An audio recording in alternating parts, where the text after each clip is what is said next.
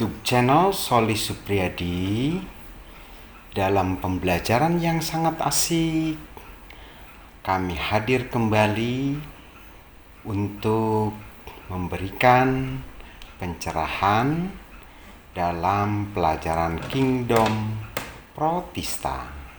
Jangan lupa subscribe dan nyalakan loncengnya. Kepada para pelajar, sambil menonton video kami, mohon dibuka buku IPA kelas 7 semester pertama untuk sambil memadukan antara menonton video dan buku pelajaran.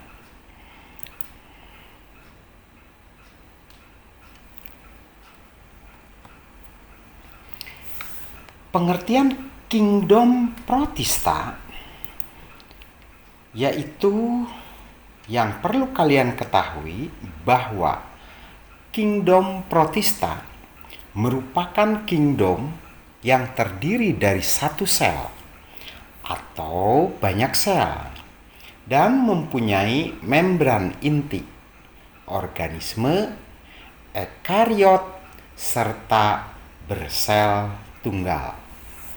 Jadi ingat, pada Kingdom Protista ini ya, itu merupakan kingdom yang terdiri dari satu sel atau juga ada yang banyak sel gitu ya. Nah, itu yang perlu kalian ingat. Protista bisa dikelompokkan menjadi 3 bagian, yaitu menyerupai hewan atau protozoa, menyerupai tumbuhan, ganggang, dan menyerupai jamur. Gitu ya.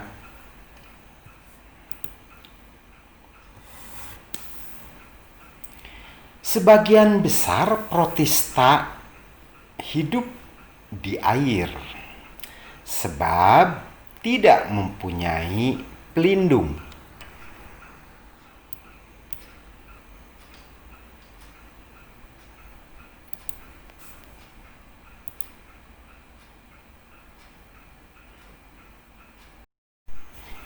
Sebagian besar protista hidup di air sebab tidak mempunyai pelindung untuk menjaga tubuhnya dari hewan kering ya. Jadi pada umumnya protista ini hidup di dalam air ya. Jadi itu pada umumnya ya, karena untuk menjaga tubuhnya dari hawa kering atau dari udara kering ya.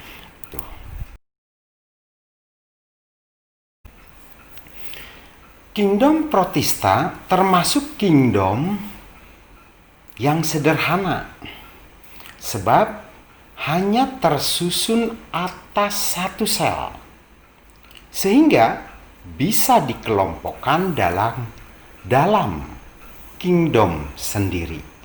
Jadi Protista itu termasuk kingdom yang sangat sederhana. Dia hanya terdiri dari satu sel ya, jadi hanya satu sel, jadi cukup sederhana gitu ya. Nah, namun ada juga yang multiseluler, akan tetapi masih sangat sederhana daripada dengan organisme lainnya. Jadi walaupun ada beberapa jenis yang multiseluler, tetapi tetap kingdom ini masih sangat sederhana gitu ya.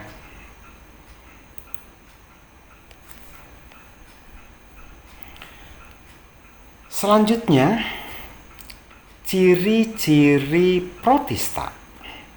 Nah, ini ciri-cirinya yang perlu kalian ketahui dan yang perlu kalian ingat ya.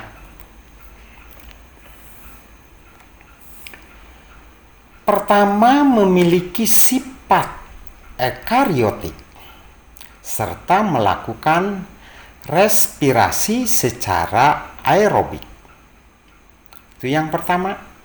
Yang kedua, sebagian besar bersifat uniseluler. Beberapa membentuk koloni, ya. Nah, itu ciri atau sifat yang dimiliki kingdom ini. Ada juga yang multiseluler, terdiri dari banyak sel, yaitu protista,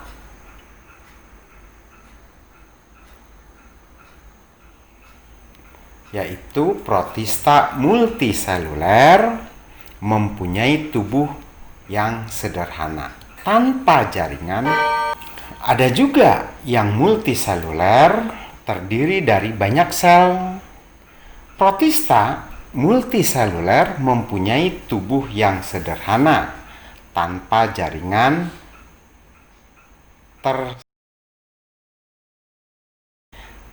jadi terspesialisasi ya. Gitu.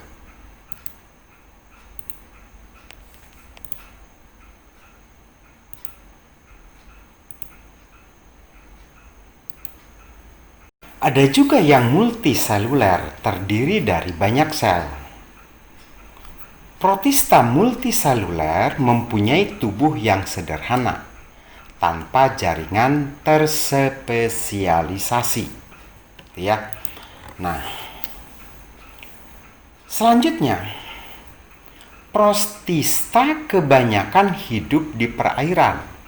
Sebagian protista hidup bebas, namun ada juga yang bersimbiosis dengan organisasi lain. Jadi protista ini hidup di tempat yang basah, di air ya, pada umumnya adalah hidup bebas ya. Namun ada juga protista ini yang melakukan hidup bersama ya dengan organisasi lain atau dengan makhluk lain atau benda lain, gitu ya.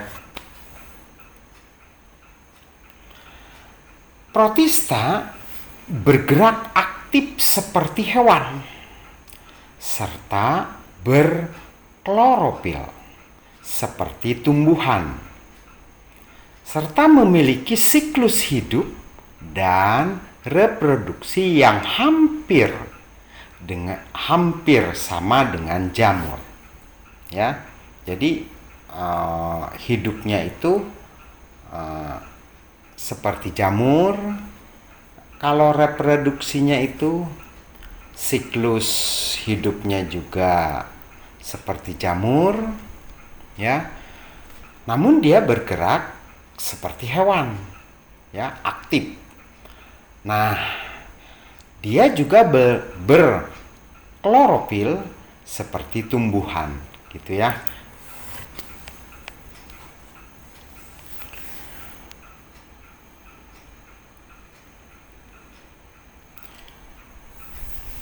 Protista sebagian besar mempunyai mitokondria.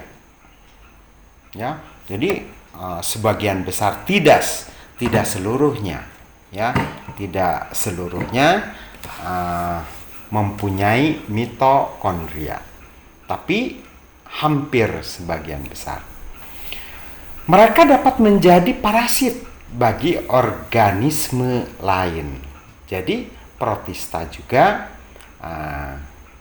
dia sebagai hidup bersimbiosis dengan makhluk lain, dengan organisme lain, namun dia sebagai parasit.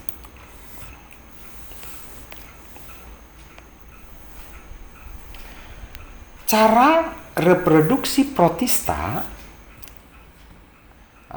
jadi protista ini juga melakukan reproduksi. Caranya yaitu berkembang biak, ya, berkembang biak atau perkembangbiakan protista terjadi secara aseksual dan secara seksual. Jadi ada dua cara, ya, perkembangbiakan pada protista, ya. Yang pertama bisa melakukan aseksual dan juga bisa melakukan secara seksual.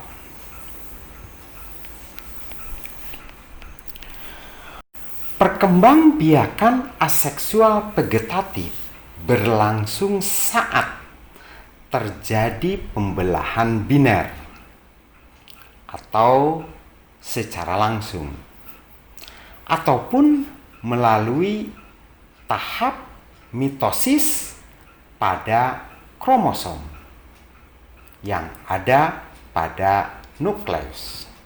Nah, itu perkembangan secara vegetatif pada protista, ya, yaitu saat terjadi pembelahan biner atau pembelahan secara langsung.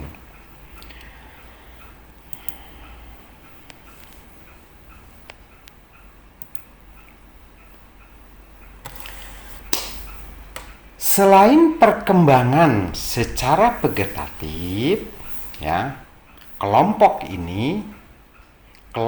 organisme ini juga dapat berkembang biak secara generatif, yaitu meiosis.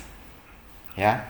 Jadi secara generatif melalui meiosis, gitu ya.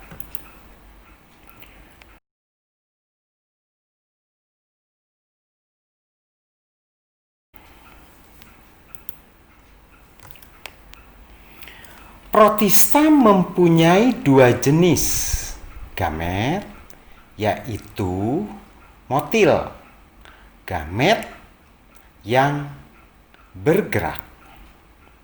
Nah, jadi protista ini memiliki dua jenis gamet, ya, yaitu motil adalah gamet yang bergerak dan non-motil, gamet yang tidak bergerak. Gamet ini memiliki fungsi pada proses reproduksi secara seksual atau generatif, ya. Nah, itu yang perlu kalian ingat pada protista, bahwa protista itu memiliki atau mempunyai dua jenis gamet, ya.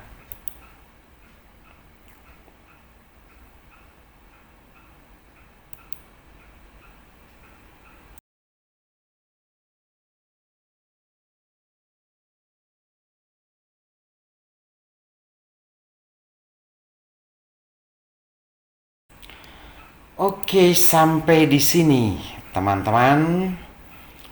Terima kasih atas kunjungan di channel kami ini, ya. Semoga bermanfaat bagi kalian. Wassalam.